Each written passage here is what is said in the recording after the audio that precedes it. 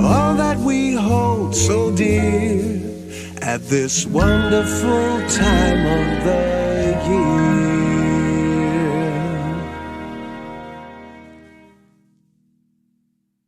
What's up, everyone? Welcome to today's video. Welcome back to my channel. If you're new here, welcome. Don't forget to click the like and subscribe button so you never miss a Monday or Thursday with Manders.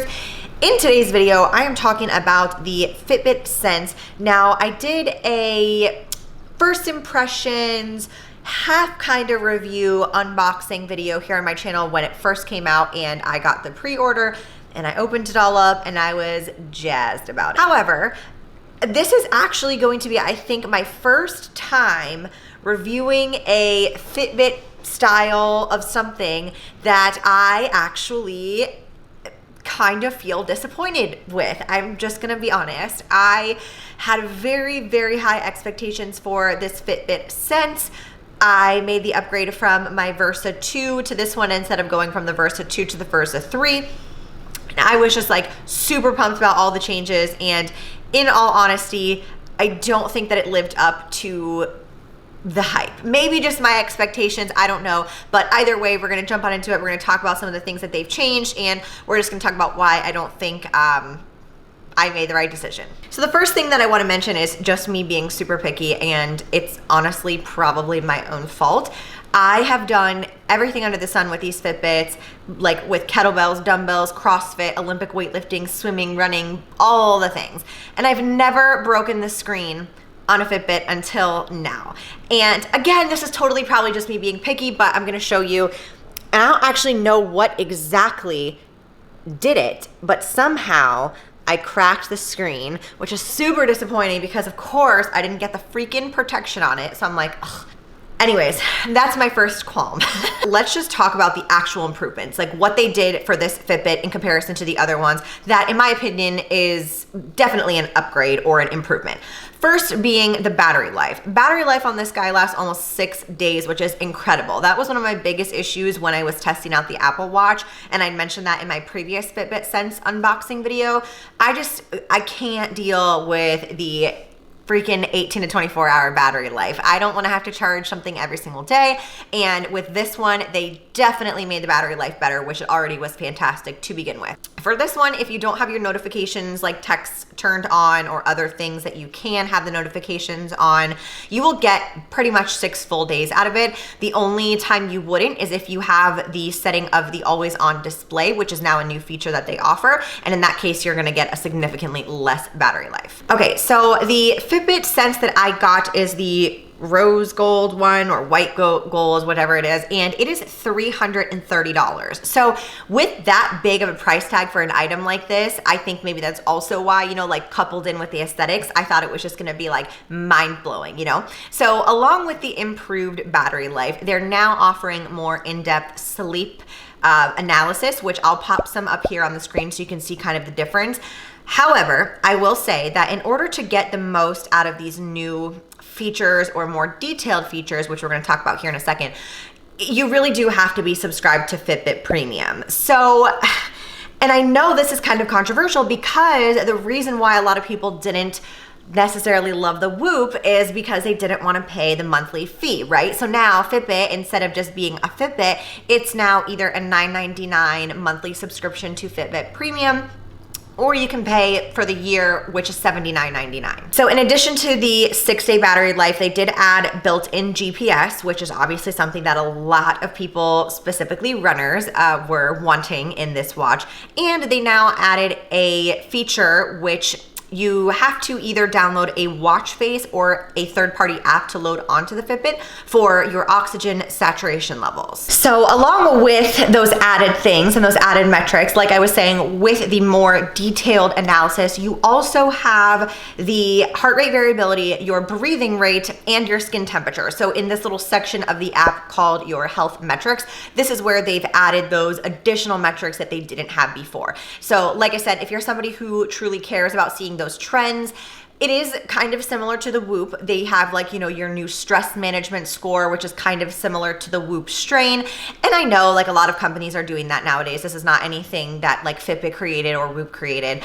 But it is just like another detailed piece of information that you can use to kind of pay attention to your recovery, your skin temperature, your heart rate variability, if you're somebody who likes to track those types of trends. Of course, like I was saying with the aesthetics, the updated display, it is pretty. It's definitely crisper, it's brighter, it looks a little bit more like the Apple Watch if you ask me, just kind of like the way that those apps appear on your screen. So I'm gonna pull this up for you so you can see here. And we are going to talk about this in just a second, which, okay, great, really love that for me. This, oh, then it swiped.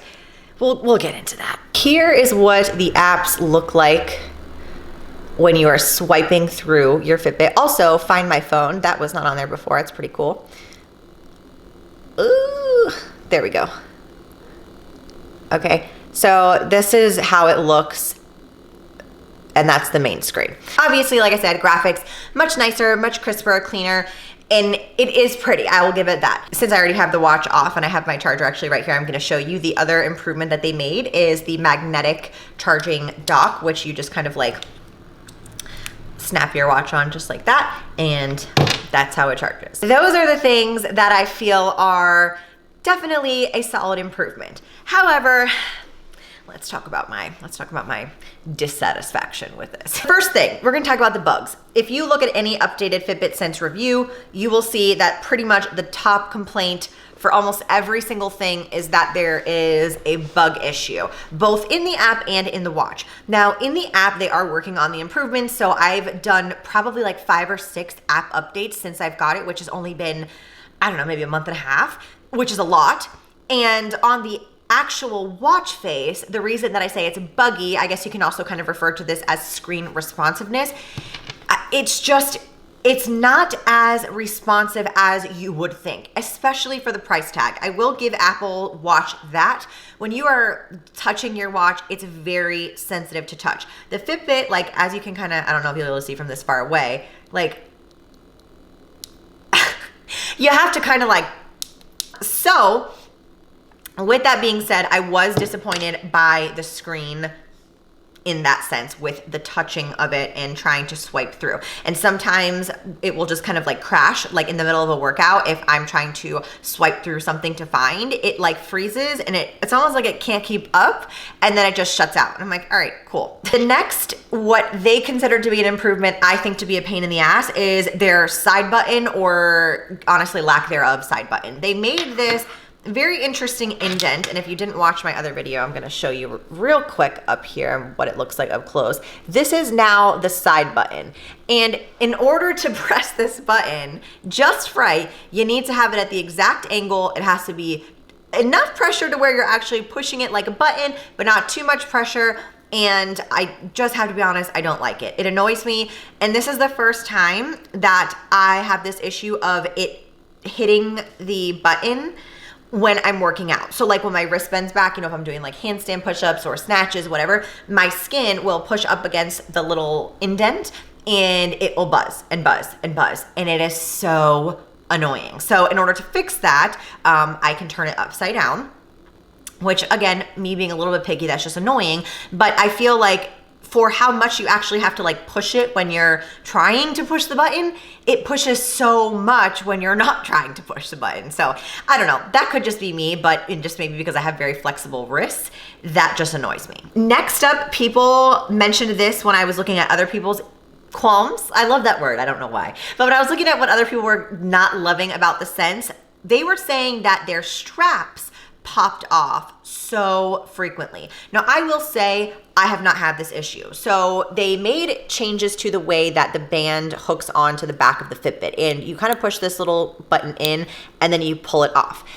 However, I'm assuming that the actual band that comes with it, maybe because it's the silicone, I don't know, but people were saying that the bands pop off all the time. And I got this little skinny leather band off of Amazon, and I personally have not had this issue, but that it is something that a ton of people were complaining about. So like I said, with the Fitbit Premium, I do feel like you need to be subscribed to that if you want to get the most out of the different features that comes with the new Sense. If you don't, and you don't honestly care that much about those in-depth metrics, then I would honestly suggest to just get the Versa 2 or 3. I haven't purchased the Versa 3 to compare. It's something that's on my list of of things to do. But as of right now, looking back, I was not that unhappy with my Versa 2 to where I felt like I actually needed the Sense. And now that I've had it, I'm kind of just like, I didn't really need it, you know? So this is truly the first time I've been kind of let down by a Fitbit product, and I'm interested to know, because I know a lot of you are Whoop users, but I'm really curious as to whether or not there's something else that you think is not, I don't want to say better because they all have their pros and cons, but something that you think is more practical than the Fitbit. Because obviously, let's face it, $330 for a smartwatch or a fitness watch is a lot of money. And, you know, it's just, I think there might be a better option out there. I just have been partial to Fitbit for so long because I've had a lot of success with Fitbit, but I'm not against trying something else, like a different Garmin. I tried a Garmin before and I didn't love the one that I had. It just felt so basic and it was so big. So, you know, like I said, there are some things that are positive about the newer Fitbits in terms of aesthetics and lightweightness and the fact that the band is not itchy. I just cannot get down with that Whoop band. I wish they would make a different, like, I'd even be okay with silicone, but something about, I think it's actually in here, something about this fuzzy, oh geez, see, look at that crap on the back of this. It's so itchy, I cannot stand it. So if there's anything else that, you know, you think I should try, review, I would be more than happy to, but I don't know what else is out there. So that's my updated thoughts on the Fitbit Sense. Let me know. I'm interested to hear your guys' thoughts. Did you buy it? Are you now not going to buy it? Let me know in the comment section below. But that is a wrap for today's video. I hope you guys enjoyed. I'm sorry if I let you down with this Fitbit review. I know I'm usually hyping them up, but honestly, I just can't today. So I hope that you guys enjoyed. Don't forget to give the video a thumbs up and click subscribe so you never miss a Monday or Thursday with Manders. And I will see you guys in the next episode of VLOGMAS.